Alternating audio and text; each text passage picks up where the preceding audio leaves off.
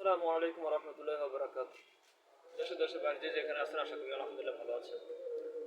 আমি বিগত দিনগুলো থেকে এই পর্যন্ত মানে ছোটবেলা থেকেই আমি ইরানিরা শিয়া, ইরানিরা কাফের, ইরানিরা কাফের, সংসদে শিয়াদেরকে কাফের বলা জন্য চাপ প্রয়োগ করা হয়েছিল কয়েকবার। এটা আমি দেখেছি এবং শুনেছি। তো আমার এই রিসেন্টলি যে সমস্যাগুলোর জন্য আমি চিন্তা করলাম যে তাহলে ইরানি মানুষের সাথে কথা বলে দেখি ওরা কি বলতে চায়, আসলে ওদের সমস্যা কি। আমি যদি ওদের সাথে ফেস টু ফেস কথা না বলি বা এদের সাথে ভাব আদান প্রদান না করি বা ওদের দেশে না যাই, তাহলে কিন্তু আমি মন্তব্য করতে পারি না। এই জন্য আমি ওদের সাথে কথা বললাম। তার পাশে ইতালি থাকে এমন একজন ইরানিকে বাইর করলাম অনেক কষ্ট করে। তো ইতালিতে থাকে, ওর সাথে কথা বলছি। তো দুজন এই ইরানে যারা স্থানীয় তাদের সাথে কথা বলছি, যারা বর্তমান অবস্থা করছে, এবং ইতালি যে থাকতেছে তার সাথে কথা বলছি।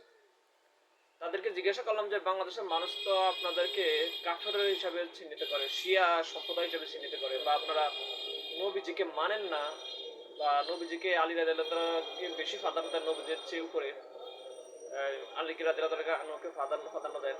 আবার কোরআন আয়াত আপনারা লিপিবদ্ধ করেছেন বা লিখেছেন, তারপরে আবার কিছু আয়াত আপনারা বিশ্বাস করেন না, এটা কি? আবার সমস্ত সাহাবেদেরকে আপনারা গালি দেন, এই ধরনের কথাবার্তাও শোনা যায় বাংলাদেশে।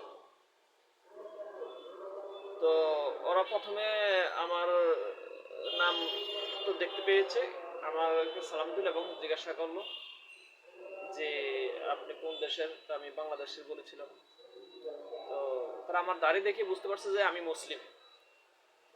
তো আমি যখন এই কথাগুলো বলতেছিলাম তখন সে হাসতেছিল।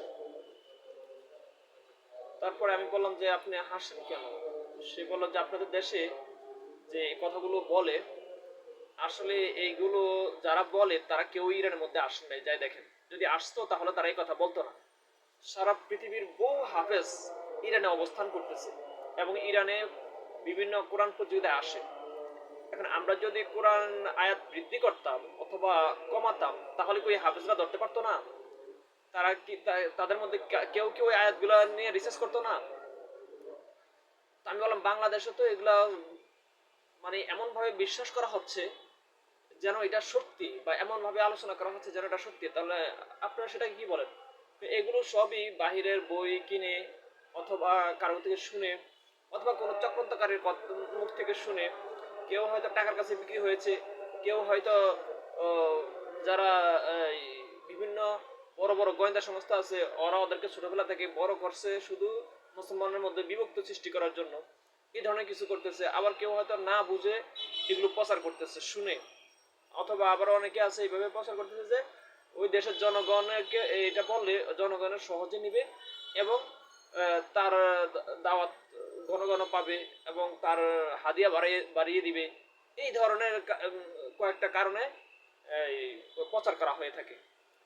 আমি বললাম এটার প্রতিক্রিয়া আপনি কি বলতে চান?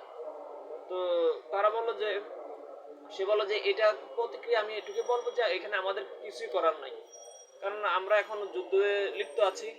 এখন আমাদের আমরা যুদ্ধে লিপ্ত আছি।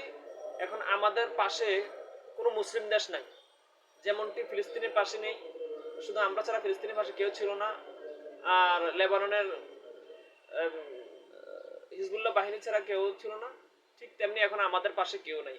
তো বহির্গত বিষয় কে কি বললো না বললো এটা আমাদের দেখার বিষয় না, কারণ যেহেতু আমাদেরকে তারা হেল্প করতেছে না। যদি আমাদের হেল্প করতো তাহলে আমাদের জানার প্রয়োজন ছিল। তো আমরা আমরা আমাদের কোরআন হাদিস এবং আমাদের যতটুকু মানার দরকার, যতটুকু আমরা চেষ্টা করি মানতে, আমরা সেটুকু করতে পারতেছি করি। আর যেটা পারতেছি না সেটার জন্য চেষ্টা করতেছি যাতে সামনে করতে পারি। আর আমাদের দেশে বিশেষ করে নারীরা সবচেয়ে বেশি ইমানদারিত্ব বজায় রাখে, যার কারণে তাদের ছেলে মেয়েরাও খুব আমলদারি হয়ে থাকে। এই জন্য দেখবেন যে পুরুষের চেয়ে আমাদের দেশের নারীরা বেশি আন্দোলনে বা বিভিন্ন ভাবে উৎসাহ উদ্দীপনা দিয়ে এগিয়ে আছে। আমি বললাম বা বাংলাদেশে তো বলতেছে আপনারা কোরআন বিকৃতি করে ফেলছেন। কোরআনকে কখনো কেউ তৈরি করতে পারবে না, কারণ আল্লাহ তাআলা এটা চ্যালেঞ্জ ধরছে। তো সেখানে আমরা কিভাবে কোরআন তৈরি করব? আবার কোরআনকে বাদ দিলে ওই জাতি তো ধ্বংস হয়ে যাবে। আপনি দেখেছেন যে কেউ কোরআনকে অবমাননা করছে, কোনো মুসলমান সামান্যতম অবমাননা করছে কিন্তু তার শাস্তি আসে নাই। তাহলে যদি আমরা কোরআন আয়াত যুগ যুগ ধরে বাদ দিয়ে দিতাম, তাহলে তো আমাদের ধ্বংস অনিবার্য ছিল।